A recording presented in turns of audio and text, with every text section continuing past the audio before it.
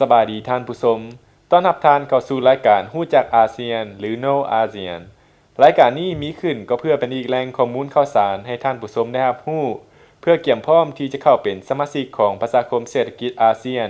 หรือ ASEAN Economic Community ในปี 2015 ฮู้จักอาเซียนในตอนนี้พวกเขามีบทเสนอกองประชุมอาเซียนหรือ Asia Europe Meeting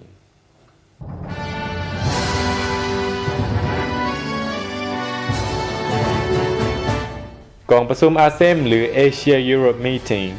คือการประชุมระดับผู้นำของเอเชียและยุโรปซึ่งจะตั้งขึ้นเพื่อหัดแน่นความสัมพันธ์ขยายการร่วมมือและเสริมสร้างความเข้าใจระหว่างกัน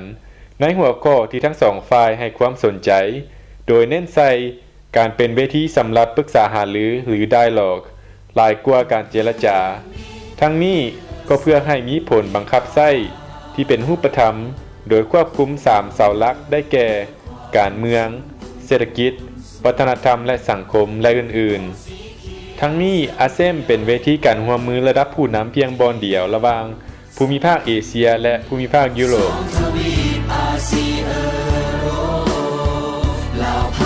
การประชุมจะจัดขึ้นในทุกๆ2ปีโดยประเทศในกลุ่มเอเชียและยุโรปจะผลัดเปลี่ยนกันเป็นเจ้าภาพจัดการประชุม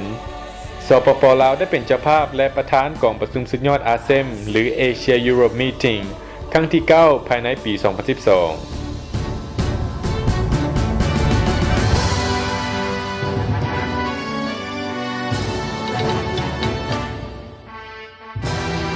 กองประชุมสุดยอดอาซีเออโรปหรืออาเซียน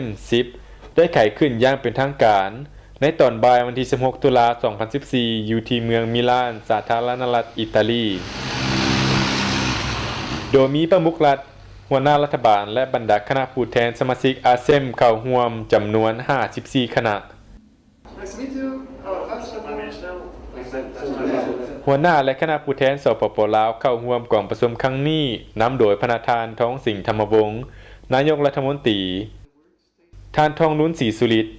องนายกรัฐมนตรีรัฐมนตรีว่าการกระทรวงการต่างประเทศท่านเฉลิมไซกรมสิทธิ์รัฐมนตรีช่วยว่าการกระทรวงการต่างประเทศ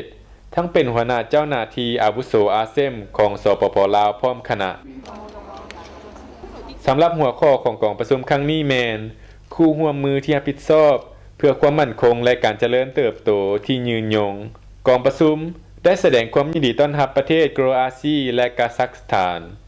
ที่ได้ถือคำพ้องเข้าเป็นสมาชิกใหม่ของอาเซียนผู้นำอาเซียนได้ปรึกษาหารือและแลกเปลี่ยนทัศนะเกี่ยวกับ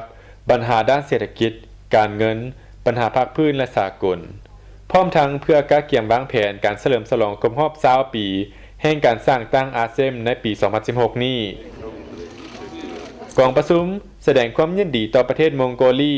ที่รับเกียรติเป็นเจ้าภาพจัดกองประชุมสุดยอดอาเซียนครั้งที่ 11 ที่นครหลวงอูลานบาโตร์ในท้ายปี 2016